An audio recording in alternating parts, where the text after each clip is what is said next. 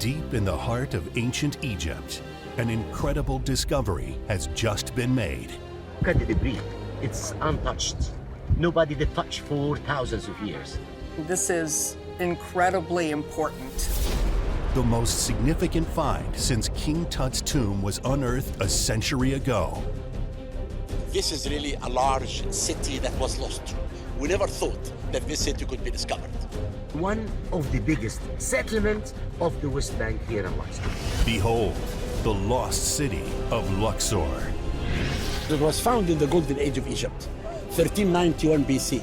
For the first time in history, archaeologists can see where the treasures found in Egyptian tombs were made. These are not houses. These are really workplaces. This city is the most important discovery after the discovery of the tomb of Tutankhamun in the West Bank of Luxor.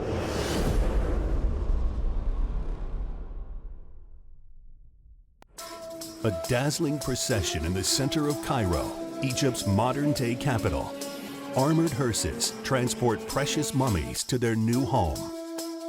Pharaohs and queens who ruled over one of the greatest civilizations in history. In the same week, 300 miles to the south, another procession heralds the discovery of the largest ancient city in Egypt. مصر القديم كنا دايما بنقول ان الحضاره المصريه القديمه حضاره موت وحضاره بعث. دلوقتي بندينا التفاصيل الكبيره على الحياه المصري القديم. لقينا هنا جره موجود فيها. The area lies on the west bank of the Nile, near Luxor, once the ancient capital of Thebes. You'll find the Temple of Karnak, the Valley of the Kings, the Tomb of Tutankhamun. Archaeologists had been searching for over 100 years. It's very true that it was lost because they had to find it. Like many discoveries, the site was found almost by accident. When we started excavations, we were planning to find the mortuary temple of the king Tutankhamun. This mortuary temple was believed to be somewhere close by. Why here? Because the two temples of the King Ai and the King Horemheb, they already were found here in this area. The expedition team had uncovered mud brick walls leading in all directions. After taking the debris out, we did figure out that we are in front of settlement. فلقينا موميا ولقينا خواتم ولقينا فخار. Look at the zigzag roads. Look at the zigzag wall. The entire city was constructed of limestone. What the team uncovered was the site of a well-preserved city with streets and buildings. The city still extended to the west and also to the north. Maybe it's connected with the temple of Amenhotep III. The city was on a scale never seen before. We found three major districts, one for administration, one for the workmen to sleep, one for the industry. Archaeologists are calling this site the Pompeii of ancient Egypt. To see enormous jars that clearly date to the time of Amenhotep III still lying on the ground as if they'd been left there yesterday was really unexpected and exciting. We found the name written, the name of Amenhotep III found in the mud bricks. Since the earliest times, Egyptian domestic architecture has used mud brick, the ideal building material because it's made from Nile silt, which dries like cement. The height of the walls being preserved to the height of, maybe 10 feet in some cases, represent houses or buildings that had 2 floors. And the reason we can say that is that there are staircases preserved all over the place. The city dates back 3,400 years to the reign of Amenhotep III, also known as Amenhotep the Magnificent. Amenhotep III reigned for 38 and about 2/3 years, so a lengthy time, and he was probably somewhere around 10 to 12 years of age when he came to the throne. A side lock of hair signifies a young pharaoh. He was born at a time when Egypt had created an enormous empire that stretched all the way to northern Syria in the north to the Fifth Cataract on the Nile River in modern Sudan in the south. Amenhotep III was the wealthiest king in ancient Egypt. He had more gold than anyone before or after. He could just sit back and enjoy being king, the wealthiest king that Egypt had ever known. He used that opportunity to build things and put his name out there and connect himself to the gods. Amenhotep III wanted to be remembered as an incarnation of the sun god. Egyptologists consider his reign as the high point of Egyptian art. He built most of the temples and palaces on the west bank of the Nile.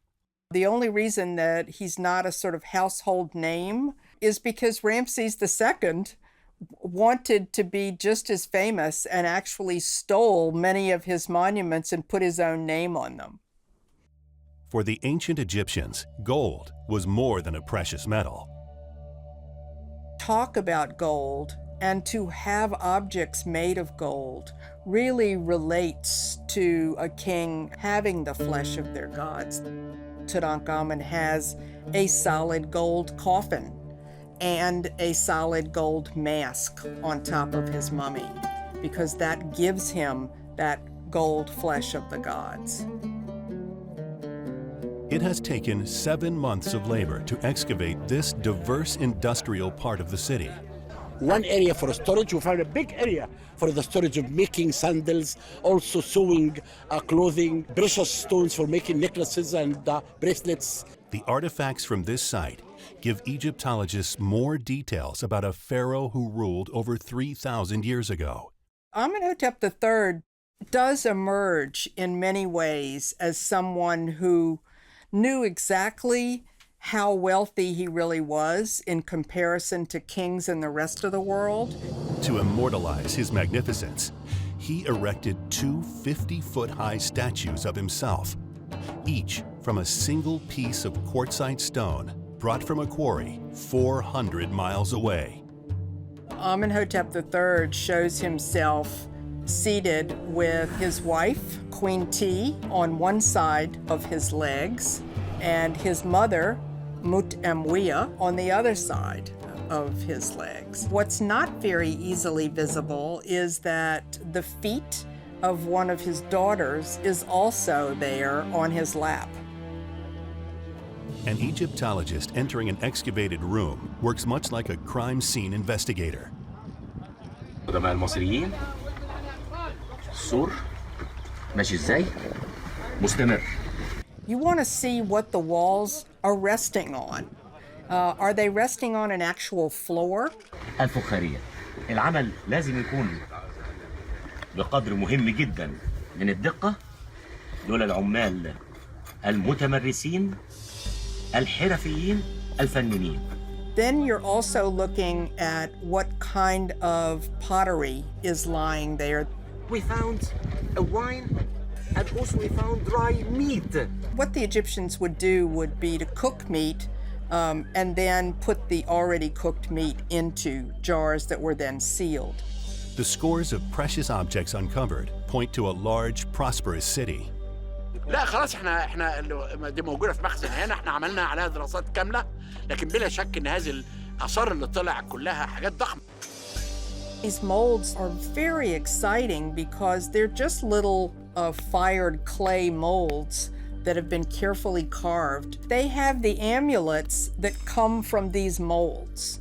So they can show you a mold and then they'll show you several examples of the actual amulets. This town is the first time that you walk into a single room and you find 5 ovens in the kitchen area.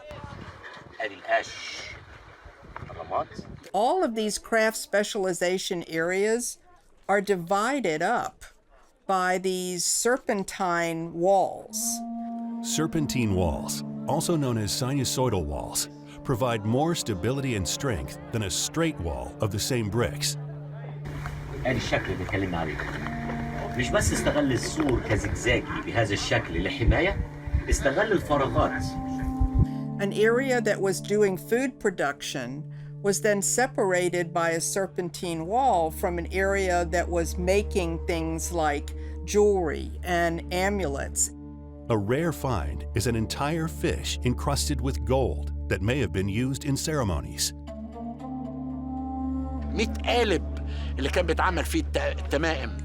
طلعنا حاجات كلها من الحاجات الثمينة اللي هي الأحجار الثمينة اللي عمل خواتم العقود اللي تمت. The Nile River runs through Luxor. For the Egyptians, the Nile was the symbol of continuing life and procreation. Amenhotep III emphasized that fertile nature of the Nile and the agricultural output that resulted from the Nile flood that took place every year. And the king wanted to be able to take credit for that. But the most important thing are the statuettes of Queen T, the wife of Amenhotep III. Queen T became sort of his soulmate, one might guess. They were really seen as a ruling couple. Egyptian history is told by each pharaoh's reign. There are two reigns here that we're really looking at closely that are associated with this new village. One is the time of Amenhotep III, his wife Queen T. The second reign belonged to Akhenaten, or Amenhotep IV, and his wife, Queen Nefertiti. It is fascinating to see how both of these kings actually included their family and their children in how they presented themselves. They wanted their children to be seen as different aspects of various goddesses. One of Amenhotep III's many innovations was to produce scarabs in the shape of a beetle. For the Egyptians, this was a symbol for the sun as it rose in the morning. He had a group of scarabs made that were about the size of someone's hand. And on one side, you have this scarab beetle, and then you turn it over, and on the other side was an inscription. These were announcements for events like a lion hunt or a royal marriage. They were used as gifts to local rulers to announce about the greatness of Amenhotep III, and were like an early form of social media. You might even think of them as a tweet. 3 skeletons have been found. One was a person with rope wrapped around the knees. The other 2 came from cows. وبعتقد ان طبعا السكيلتون او الهيكل العظميه الاثنين اللي عثر عليهم للبقره حتحور هي بتمثل الملكه الالهه حتحور، الهه الحب والجمال في مصر القديمه. The work of digging out an entire city will take years to complete. I think we need another 5 years to continue the excavation on the south to find the funerary temple of Tutankhamun. And tell us more about Amenhotep's family and his dazzling reign. What we will learn about how everything was being made in this time period to service this remarkably wealthy king and his, frankly, heretic son. And we believe that we're gonna find more and more and more. This will turn out to be a larger city than Amarna, the city that Akhenaten founded a few years after his father died. The site may uncover even more about Tutankhamun, who also ruled here. The city should be used all by Tutankhamun, not only Amenhotep III, but this will come through the excavation. Creating a more detailed picture of one of the world's greatest civilizations. فيش في مصر في عالم مصر كله ما لقيناش فخار قد اللي لقيناه. Experts believe this monumental discovery is just the tip of the iceberg. But this excavation is really proving for the first time that we still have to do more and more excavation. We are planning to impress the entire world. We think that this is the beginning of the discovery.